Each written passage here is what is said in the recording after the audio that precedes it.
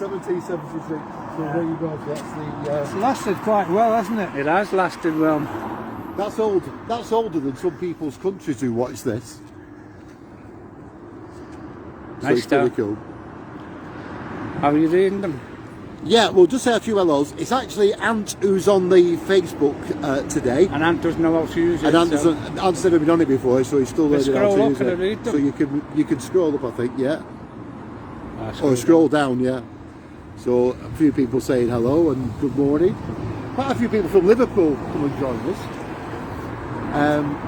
I am by Heathrow. Hello, Heathrow. Nice to see everyone. Right, come on then. We wanted to show you that to start us off. And this is quite unusual. A lodge building as well. house. Yeah, the lodge house. Which is rather nice. A little bit different. So what we're going to do, we're going to have a walk round the village and down to the village hall, which is where this famous event took place between the Beatles and Rory Storm and the Hurricanes on the St. Patrick's night of 1962. We'll tell you more about that when we get closer to it, because we want to also talk to you today about the famous son of Knotty Ash, who was a gentleman by the name of Sir Ken Dodd.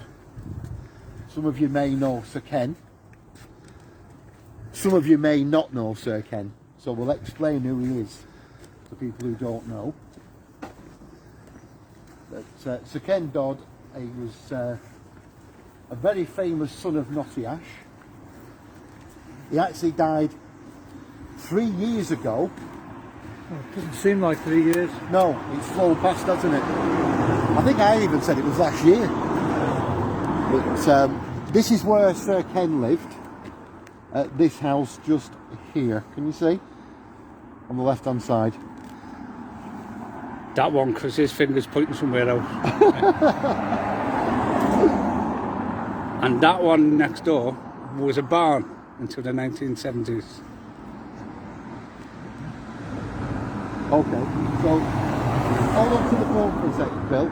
Just hold on to that for a sec, and I'll just see if I can find some photographs to share She didn't live here, did she? with She could take with that some of our followers. So if you don't know Sir Ken, this is a photograph of him, and he was very famous. He was from Liverpool, of course, but he was very famous as a comedian. Stand-up can he? Yeah. Yeah, as a stand-up comedian. In fact, he was quite infamous, because if you went to see a Ken Dodd show, they just went on and on for hours and hours, didn't they? People used to miss the last bus home and all this. Move used to forward go for this lady, please. for so long. Yeah, we'll just squeeze over. He was also famous for his Diddy Men as well. And the Diddy Men, a group of Diddy Men. This one, I think, is Dicky Mint. I don't know the names of them. Don't you? No. There was Dicky I don't know Mint, them all. There was Mick the Marmalizer. Yeah, it's going to Ken's now. There was Lord Nigel Ponterby Smallpiece. So there was quite a few. And it was one of my earliest memories, actually, the Diddy Men. I remember when I was little. I think it used to be on a Sunday afternoon, and it showed the Diddy Men all walking down the canal bank at the beginning of the programme. And they had a song, "We are the Diddy Men, Doddies, Doddy, Diddy Men. We are the Diddy Men, we come from Knotty Ash." Can you not sing again? Did you know something about the Diddy Men? Go on. Most of the people who played the Diddy Men were actually girls. And the most famous one was Cara Vorderman, played the Diddy Man. Cara Vorderman off all the numbers on him on Countdown. Yeah. Most of them were girls. Well, look at that. Well, I remember them from when I was a kid, and they were really good. But he was also very famous as well as a singer. He was a singer, Yeah. very good one as well. Yeah. And he did actually have a big selling single. It was the biggest selling single, I think, if I remember rightly, it was 1965. Yeah. It was number one for 5 weeks. I know that. The single spent 24 weeks in total on the charts, 5 of those at number 1, you were correct on that, Ant. It sold over 1 million copies in the UK, becoming the biggest selling single of 1965 and was the 3rd biggest selling single of the 1960s. So he was right up there. Outsold the Beatles. It was the only non-Beatles song in the top 5. There you go. So there you go. So he was right up there with the Beatles, was Ken Dodd. And if you're on Facebook... You're going to tell them what this in the single was called? It was called Tears. It was. It had me in tears. If you go onto the, if you're on Facebook, I've actually posted a link to YouTube which has got the song on it. Anybody that wants to go and have a listen to that song. It's called Tears, very famous. And he's got plenty of other songs that are worth checking out because he was a good singer. That was a big one.